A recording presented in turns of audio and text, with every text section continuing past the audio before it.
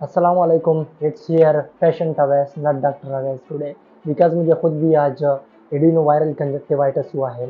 इस वीडियो में आप लोगों को जस्ट अवेयरनेस के लिए बताते हैं कि एडिनो वायरल कंजक्टिवाइटिस क्या चीज़ है, इसके क्या साइन एंड सिम्टम्स मैंने खुद ऑब्जर्व किया है, इसका कौन से ऐसे तरीके हैं इलाज के जिससे मरीज को अफाका हो जाता है। तो सबसे पहले बात करते हैं कंजक्टिवाइटिस की। ये कंजक्टिवाइटिस आपके आई का जो वाइट वाला पार्ट है, ये इसमें इन्फ्लेमेशन हो जाती है। ये आप लोग देख सकते हैं, मेरे आई का जो वाइट वाला पार्ट है इसमें इन्फ्लेमेशन हुआ है, और ख़ासकर इस एक आंख में ज़्यादा है, दूसरे आंख में इतना नहीं है। तो कंजक्टिवाइटिस जब आपके आई का जो वाइट है उसमें इन्फ्लेमेशन या इरिटेशन हो जाए, इसको कहते हैं कंजक्टिवाइटिस। कंजक्टिवाइटिस मेनली 3 वजह से हो सकता है। एक बैक्टीरियल हो सकता है, मतलब कोई बैक्टीरिया की वजह से हो गया, या एलर्जिक हो की वजह से हो सकता है। एक बंदा है उसको एलर्जी है तो एलर्जी की वजह से भी हो सकता है। और तीसरा जो टाइप है वो है वायरल, वायरस की वजह से भी हो सकता है। मुझे जो हुआ है वो है एडिनो वायरल, और ये एपिडेमिक है। 3 चीज़ें अपने जहन में याद रखिए, एक होता है, एक बीमारी होती है पेंडेमिक, दूसरी होती है एंडेमिक, और तीसरी होती है एपिडेमिक। पेंडेमिक वो बीमारी होती है लाइक कोविड-19, जो दुनिया के हर कोने में होगी, मतलब आप जहाँ जाओगे तो वो बीमारी वहाँ पे स्प्रेड होगी, ऐसी वबा होगी। और जो दूसरा टाइप है वो है एंडेमिक। एंडेमिक खास इलाके में खास खास फ्रीक्वेंसी के साथ होती है हर वक्त। मतलब डेरा इस्माइल खान में 5,000 केसेस आपको पर ईयर रिपोर्ट होंगे। तो एंडेमिक खास एरिया में खास केसेस होते हैं, मतलब वो ज़्यादा और कम नहीं होते। जो एपिडेमिक होता है वो जब अनयूजुअल फ्रीक्वेंसी में बीमारी ज़्यादा हो जाती है, मतलब पहले तो कम लोगों में थी, अब ज़्यादा लोगों में आ गई। मतलब नॉर्मली अगर एक इलाका है उसमें 5,000 केसेस रिपोर्ट होते हैं, अब इसी साल 20,000 केसेस रिपोर्ट हो गए, तो ये एपिडेमिक होती है। तो ये जो मुझे हुआ है ये एपिडेमिक है, क्योंकि बजाते खुद मैं भी इससे सफ़र कर रहा हूँ, और ये हॉस्टल में हम रहते हैं तो हॉस्टल में खुद को बचाने से मुश्किल होता है। क्या साइन एंड सिम्टम थे? ये दिन को मुझे स्टार्ट हो गया अचानक, इस एक आंख में इरिटेशन स्टार्ट हो गया, खारिश सी स्टार्ट हो गई, और फिर उससे आंसू भी आने लगे, वाटर जैसी आंसू। तो आंसू भी से आने लगे, फिर जब मैंने देखा तो ये बहुत ज़्यादा पिंक हो गई थी, पीठ वाट गया। तो वहाँ पे सर ने कहा कि आज मेरा राउंड है, तो हमने कहा चलो आई वाले के पास जाते हैं। जब आई ओपीडी गया तो मुझसे पहले भी एक शख्स खड़ा था, उसने मुझे कहा कि मुझे ये मसला है, हमारा अपने ही कॉलेज का स्टूडेंट था। मैंने कहा मैं भी इसी वजह से आया हूँ। जब अंदर गया तो सर ने कहा हाँ है, मैंने कहा सर है, उसने कहा हाँ है।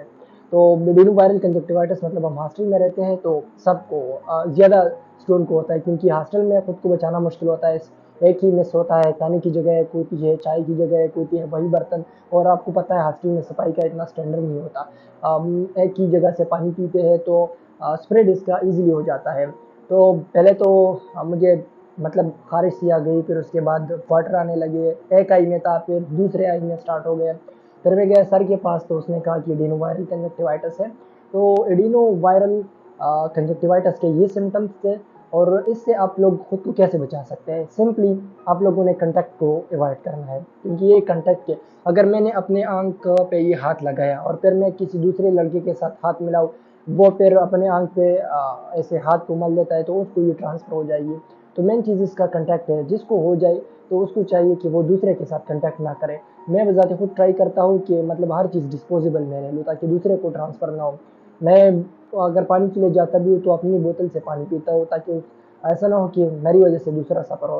लेकिन हमारी सोसाइटी वाले कहते हैं मैं सफ़र हूँ, सब सफ़र हो, सबको तकलीफ हो। क्योंकि आप लोगों ने ऑब्जर्व किया होगा, जब क्लास में एक बच्चे को निकालते ना तो बहुत ज़्यादा तकलीफ उनको होती। जब सब बच्चों को निकालते फिर कोई उसकी टेंशन नहीं होती मारने की, क्योंकि सब को मार पड़ेगी ना।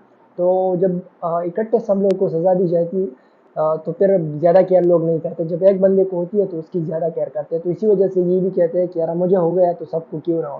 तो ऐसी कोई बात नहीं है, मुझे हो गया, अल्लाह दूसरे को ना करे। हम ट्राई करेंगे कि सोसाइटी में ये चीज़ स्प्रेड ना हो। सिर्फ अवेयरनेस के लिए मैंने ये वीडियो बनाई। प्रिवेंशन तो सिंपल है, कंटेक्ट को अवॉइड करना है, किसी के साथ हाथ नहीं मिलाना, इसमें कोई शर्म की बात नहीं है। ये फिर लोग लग जाते हैं और कहते हैं कि आप हाथ नहीं मिलाते और ये कौन सा तरीका है, कैसे मुसलमान हो। तो भाई हुजूर नबी करीम सल्लल्लाहु अलैहि वसल्लम ने ये तरजीमी सबके एक बात में कोट करता है, वो कहता है कि हुजूर नबी करीम सल्लल्लाहु अलैहि वसल्लम फरमाते हैं कि आपने जो वबाई, जिस शख्स को एपिडेमिक हो या पेंडेमिक बीमारी हो, वबा हो, तो आपने उससे ऐसे भागना है जैसे आप शेर को देख के भाग रहे हैं। मतलब आपने उसके साथ हाथ नहीं मिलाना, सिंपल मतलब इसका ही है। या उसके साथ कांटेक्ट नहीं करना। एक वफ़द आया था हुज़ूर नबी करीम सल्लल्लाहु अलैहि वसल्लम के पास, तो आप सल्लल्लाहु अलैहि वसल्लम ने सबके साथ हाथ मिलाया, एक शख्स के साथ हाथ नहीं मिलाया कि इसको वबाई मरज़ है। तो गलत कोटिंग ना करें, ये बीमारी है, ये कांटेक्ट से स्प्रेड होती है, तो आप लोग को चाहिए कि किसी के साथ हाथ ना मिलाएं। ओवर रिलीजियस ना बने इस केस में, क्योंकि रिलीजन को सही तरह से पढ़ें। रिलीजन आप लोग को इस चीज़ की दावत नहीं देता जो आप लोग कर रहे हैं कि मतलब स्प्रेड हो जाए लेकिन हाथ में लाना फ़र्ज़ है, तो ऐसी कोई बात नहीं है। अब आप लोग कहोगे कि आपने क्या इलाज किया और इसका इलाज क्या होता है। सिंपली वायरस है और वायरस अपना कोर्स कंप्लीट किए बगैर नहीं जाएगा। वायरस अपना कोर्स कंप्लीट करेगा। वायरस का जो कोर्स होता है मतलब वो आर्ड में होता है, 3 डेज़, 5 डेज़, 7 डेज़, इस तरह मैक्सिमम आर्ड में ही होता है। तो वायरस जब अपना कोर्स कंप्लीट करेगा फिर आपको साइन एंड सिम्टम्स रिलीफ हो जाएंगे, क्योंकि आपके बॉडी में इसके खिलाफ केमिकल्स बन जाते हैं, वो इस वायरस के खिलाफ लड़ते हैं। तो पहले ये वायरल बीमारी है, वायरस का अपना साइकिल होता है, साइकिल को कंप्लीट करने से पहले ये आपकी बॉडी से नहीं जाएगा।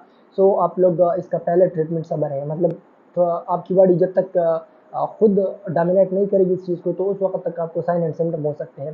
साइन एंड सिम्टम पहले बहुत ज़्यादा सीवियर होते हैं, क्योंकि बॉडी के साथ वो केमिकल्स नहीं होते हैं इस वायरस के खिलाफ। तो पहले दिनों में बहुत ज़्यादा तकलीफ होती है। लाइक मुझे पहले मतलब सिर्फ आई वाला मसला नहीं था, मुझे डायरिया सी भी हो रही थी, ऐसे डिजीनेस भी हो रही थी, मतलब और भी काफ़ी मसले इसके साथ हो सकते हैं एडिनोवायरल कंजक्टिवाइटिस के साथ। वो लोग जिनका इम्यून सिस्टम कमज़ोर होता है उसमें ये इजीली स्प्रेड होता है, और मतलब उसको अच्छी तरह वो ये वायरस डोमिनेट कर सकता है उस पर। जो हम कहते हैं कि ये मुझ पर ज़्यादा स्ट्रांग है, तो इसी तरह जो जिन लोगों का इम्यून सिस्टम कमज़ोर होता है उसके साइन एंड सिम्टम थोड़े सीवियर होते हैं। जो इम्यून कम्पिटेंट होते हैं, यंग एज वाले होते हैं, तो उनमें साइन एंड सिम्टम इतने सीवियर नहीं होते। तो आप लोगों को मैंने बताया कि वायरस है, वायरस के लिए इसके लिए कोई ख़ास एंटीवायरल हम नहीं देते। कोर्स कंप्लीट हो जाए फिर उसके बाद ये खुद बहुत ख़त्म हो जाएगा। कुछ ड्रॉप्स ऐसे होते हैं, कुछ वेज ऐसे होते हैं जिसके ज़रिए से आप अपने साइन एंड सिम्टम को रिड्यूस कर सकते हैं। सर ने मुझे ये 2 ड्रॉप्स दिए हैं। ये एक है एफएमएल न्यू। एफएमएल न्यू ये आप लोगों ने 4 ड्रॉप्स मतलब 4 का एक-एक 4 टाइम एक-एक खतरा आप लोगों ने अपनी आँखों में डालना है। और ये लुब्रिकेन है, लुब्रिकेन के आप लोगों ने एक-एक खतरा 6 टाइम अपनी आँखों में डालना है। तो इससे आपके साइन एंड सिम्टम्स रिड्यूस हो जाएँगे। आप लोग आर्टिफिशियल टीयर्स भी यूज़ कर सकते हैं। आर्टिफिशियल टीयर्स यूज़ करोगे क्योंकि ये वायरस आपकी आँखों को बहुत ज़्यादा ड्राई करती है, तो आप आर्टिफिशियल टीयर्स यूज़ करोगे तो उससे ड्राइनेस वाला मसला नहीं होगा, ख़ारिश भी इतनी नहीं होगी। इसके साथ-साथ आप लोग कोल्ड कंप्रेसेस भी यूज़ कर सकते हैं, कोल्ड कंप्रेसेस से भी कम होता है। Thank you so much.